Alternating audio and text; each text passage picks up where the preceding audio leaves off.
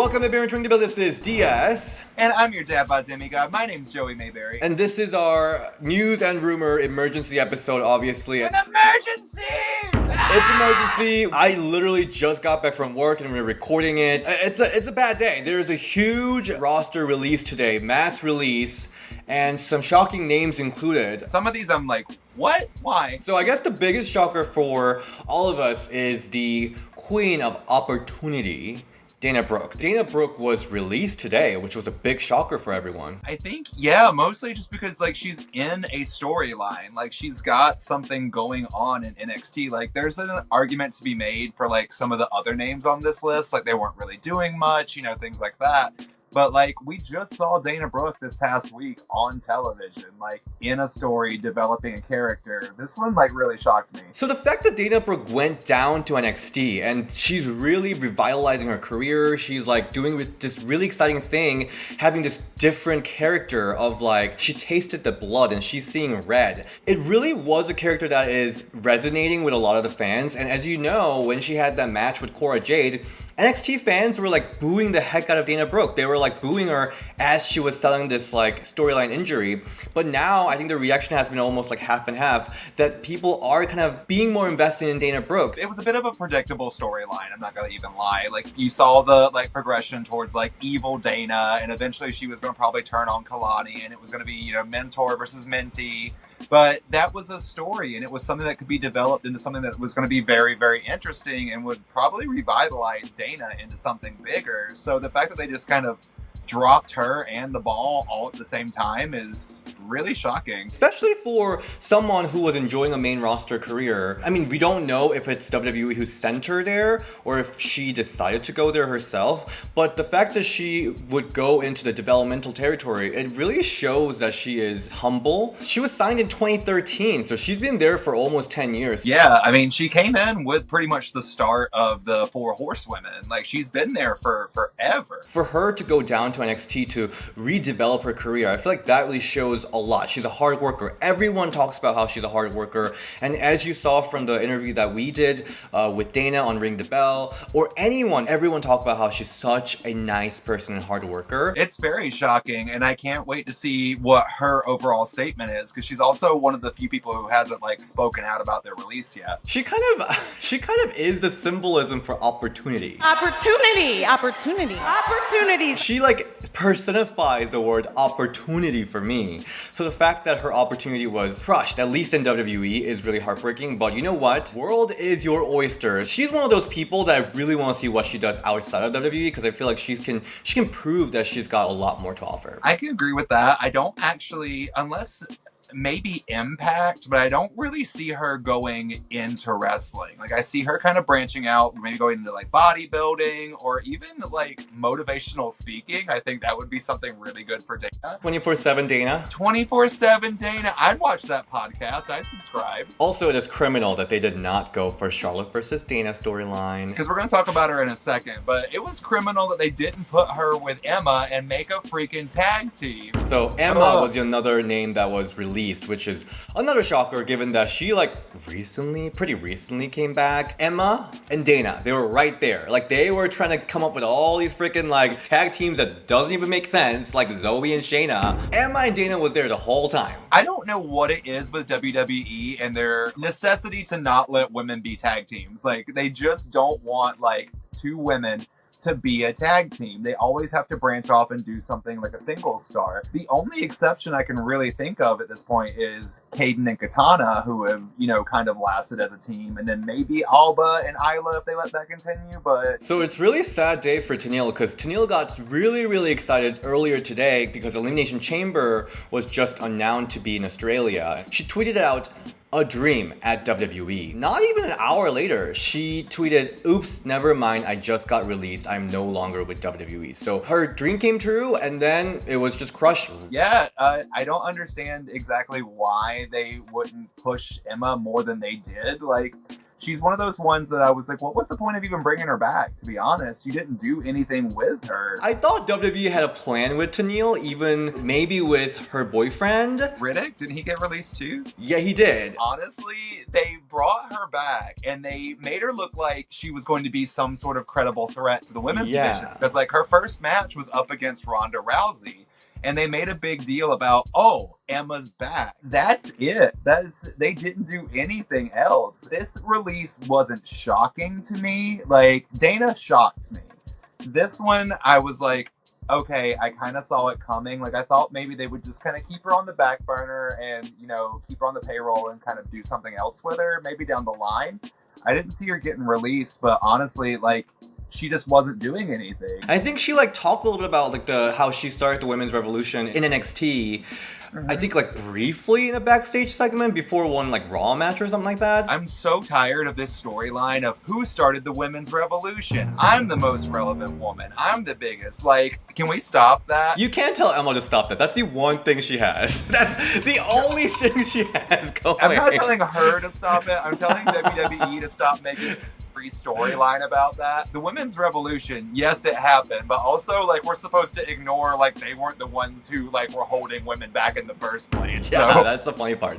Well, Saraya said hi, and Tenille said hi, old friend. Maybe her and Madison Rayne, who also tweeted at her, maybe they're trying to get her to AEW. Who knows? The other name, one of my personal favorites, Aliyah. It's another one where I kind of saw it coming. Yeah. Just because, you know, she was out on injury, but didn't really see them doing much with Aliyah. I liked the tag team of her and Raquel. I thought that was a kind of good, solid, you know, powerhouse versus the scrappy, you know, like underdog kind of combination. But this one also didn't really shock me because they, again, weren't using her as much. This one's confusing to me because I could never get the hold of how WWE was thinking about her. She had an 8-year run. Like, obviously WWE saw something in her, so she was there for a long time. Even on main roster, she got some pretty good spotlight. She got that Guinness World Record situation with Natty. She got the tag team championship with Raquel. She also had the Royal Rumble appearance in 2022. So it was always like,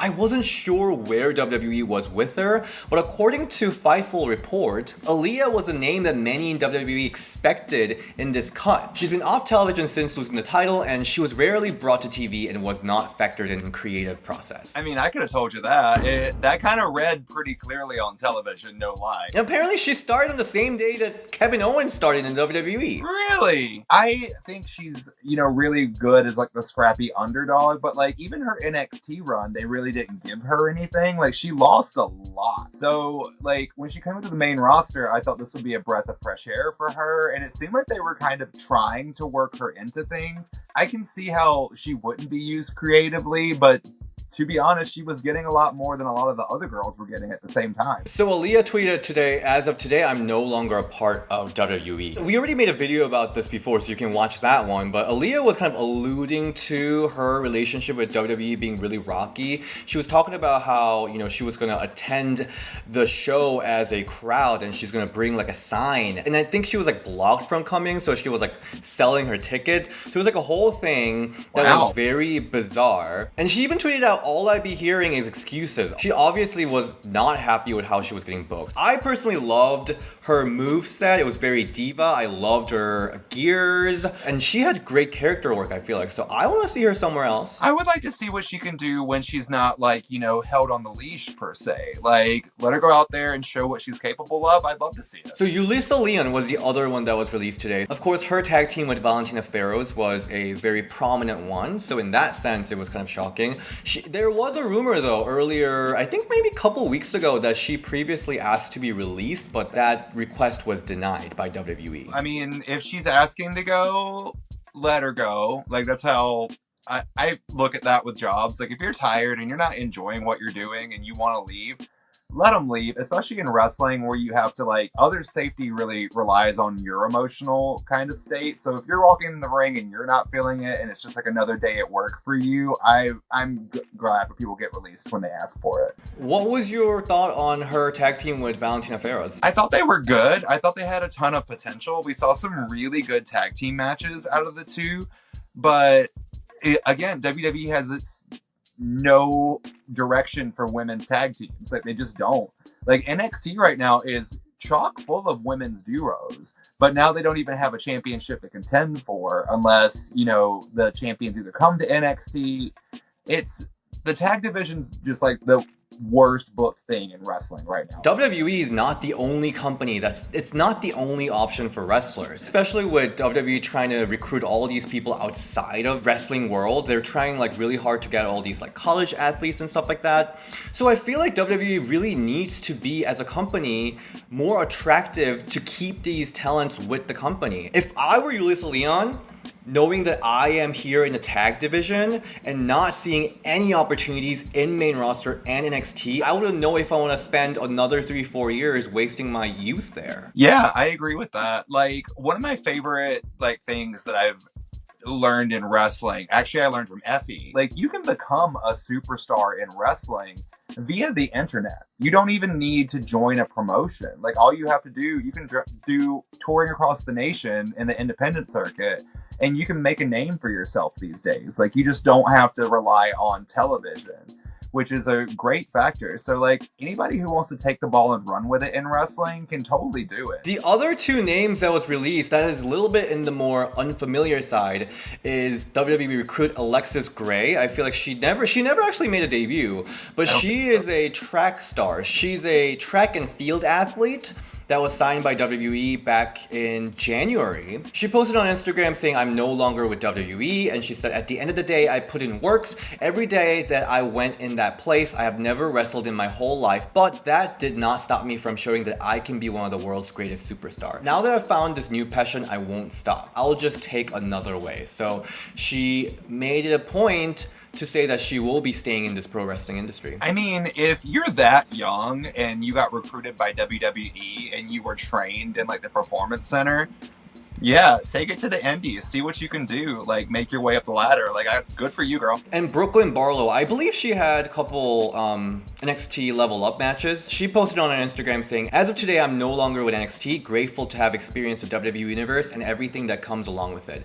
The two most important days of your life are the day that you are born and the day you find out why." That's a Hallmark quote if I've ever heard of one. Like, you Googled that one, girl. You found that on a meme. There was like flowers in the background, silhouettes of two people like being inspirational. Like, you didn't come up with that. That's the names we have as of now. We don't know if there will be more releases or not, but what do you think overall? I'm not shocked by anyone but Dana. I'm sad to not see Emma do more. I think that Aliyah also had some potential for a return. Everything else, I'm a little bit, you know, there were people that hadn't really made their name in WWE yet, so I don't see that as like too shocking, too big. But yeah, Dana Brooke got me. That was one that I was like, oh, okay. And maybe y'all just needed a name to set the marquee up for these articles so you can get attention. But like, Dana really shocked me. Yeah, it's a tough day for a lot of the fans. I feel like whenever the mass release day happens, it's just like such a gloomy day for everyone. Because, you know, pro wrestling, we get to connect with them for so long. For people like Dana and Aliyah, we've known them for so long of our life. Such a sad day, but also at the same time, we gotta realize there's a whole world outside of WWE and they will thrive. Yeah, and if you're a fan that's like, I am upset because this is one of my favorite wrestlers, like, it doesn't stop. Like, that's one thing, is if you're a fan of someone, you can still support them and follow them. Like, it's not like they dropped off the face of the earth anymore. Like, you know, back in the days when it was solely television, like, it was like, oh no, what do? I can't find out anything, which also none of the kids that are watching this know about this because they all grew up with the internet. But you can still find all these people. You can still support them. So if you're really sad to see Dana and Emma go, they've got tons of social media. Go support them. Thank you so much for joining in for such short notice. Joey, where can we all find you? You can find me at Joey_Mayberry on Instagram and Twitter, Joey.Mayberry on TikTok. Also check out the Golden Era podcast where me and Jake Veterano talk about all the glorious stuff from the Golden Era of the Divas division. It's streaming on YouTube or wherever you get your podcasts. And you can find me at DSShin on Instagram and Ring the Bell DS on X. All right, see you next time. Bye. Bye.